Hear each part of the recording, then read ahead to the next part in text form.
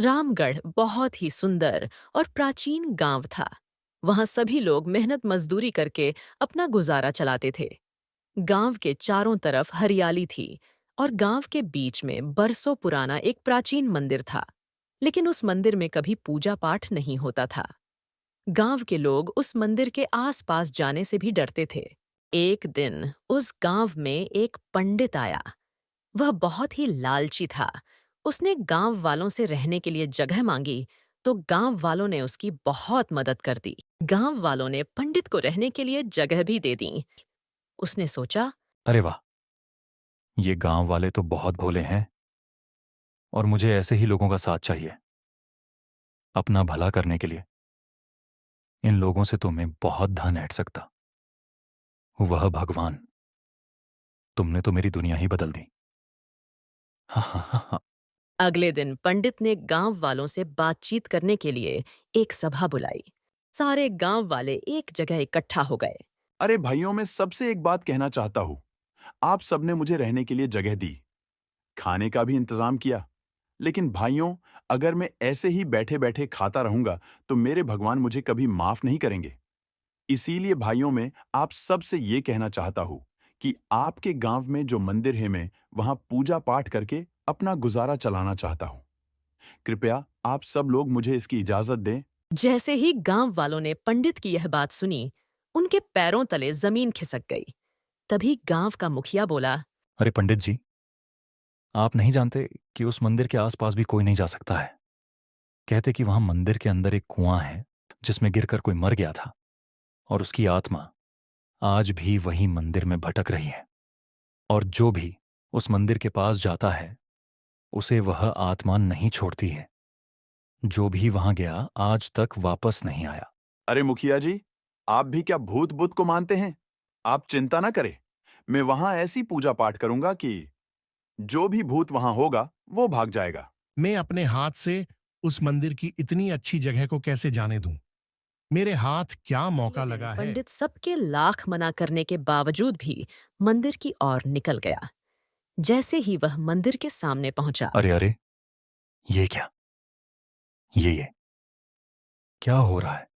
ये दरवाजा अपने आप कैसे खुल रहा है?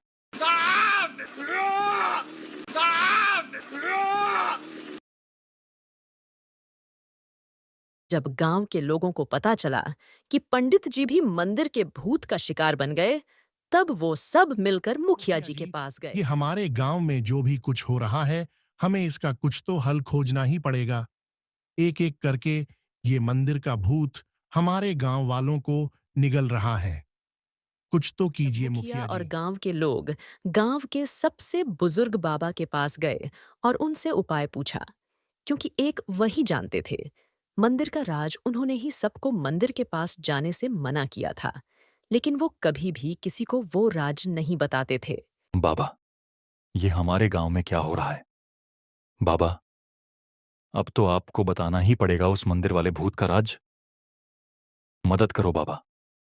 ये राज आपके अलावा और कोई नहीं जानता। तब बाबा ने बहुत समय बाद चुप्पी तोड़ी। बेटा, मैं तुम्हें राज इसलिए नहीं बताता था, क्योंकि वह भूत सिर्फ लालची लोगों को ही अंदर खींचता है। मैं गांव से लालची लोगों को मिटाने के लालच में चुप था, लेकिन तुम सबको और परेशान में नहीं देख सकता हूं। अब सुनो, यहां से दूर एक शहर है। वहां एक आदमी रहता है। तुम्हें उसे यहां लाना होगा। वह आएगा नहीं, लेकिन तुम्हें उसे जबरन यहां लाना ही होगा। तभी तुम सब उस भूत की सच्चाई जान पाओगे और उसे खत्म कर पाओगे। अगले दिन गांव के लोग एक आदमी के साथ मंदिर के बाहर खड़े थे।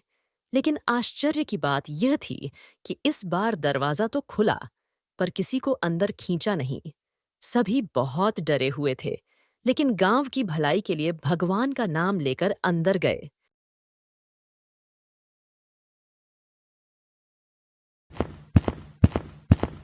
सभी मंदिर के अंदर आए। एक अजीब सा माहौल था अंदर, जैसे बाबा ने बताया था। वैसे वह सब बिना कुछ बोले एक कुएं के पास आए। जैसे ही वह लोग वहां आए, कुएं में एक अजीब सी हलचल होने लगी। तो तुम आ ही गए। मुझे कब से तुम्हारा ही इंतजार था। तुमने पैसों के लालच में अपने भाई को भी नहीं छोड़ा। मैं तुमसे कितना प्यार करता था, तुम्हारे लिए सब कुछ करने को तैयार था। तुम एक बार बोलकर तो देखते, मैं सब कुछ तुम्हारे नाम कर देता। मैं जीना चाहता था, लेकिन तुमने लालच में आकर मुझे मार डाला। लेकिन अब मैं तुम्हें नहीं छोड़ूंगा। मुझे माफ कर दो मेरे भाई। मेरे लालच ने मुझे वैसे भी कहीं का ना छोड़ा। मेरी पत्नी और मेरी बेटी एक एक्सीडेंट में मारे गए। उनके जाने के बाद मुझे बुरी चीजों की लत लग गई और सारी दौलत खत्म हो गई। मैं दर दर भटकता फिर रहा था। मेरी गलती की सजा मुझे मिल गई मेरे भाई।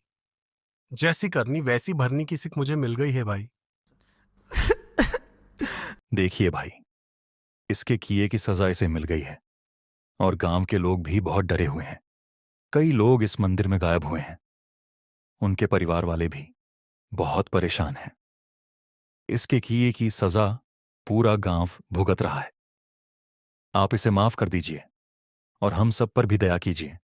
अरे ऐसे कैसे माफ कर दो इसे? इसे तो मैं लेकर ही जाऊंगा। मैं भी जीना चाहता था, लेकिन इसने मुझे इस कुएं में धक्का देकर मार दिया। अब मैं इसे नहीं छोड़ूंगा। रुको, तुम इसे कुछ मत करो। मैं तुम्हें नई जिंदगी दूंगा। तुम फिर से जिंदगी जियोगे।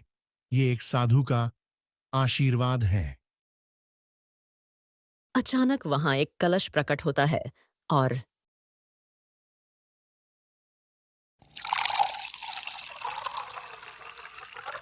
अब इसको मोक्ष मिल जाएगा और यह नया जन्म लेगा। साधु बाबा एक मंत्र पढ़ते हैं। तभी कुएं में से एक एक करके गांव वाले बाहर आने लगते हैं। साधु बाबा को बूढ़े बाबा ने ही बुलाया था। गांव के सभी लोग बाहर आ गए, अपना अपना लालच कुएं में छोड़कर। हेलो दोस्तों, कहते हैं लालच बुरी बला है और इसका अंजाम हमारी स्टोरी में देख ही लिया होगा। तो कैसी लगी आपको हमारी स्टोरी? हमें कमेंट करके जरूर बताएं। और नई कहानियां देखने के लिए हमारे चैनल कीनू स्टोरीज को लाइक एंड सब्सक्राइब जरूर कीजिए।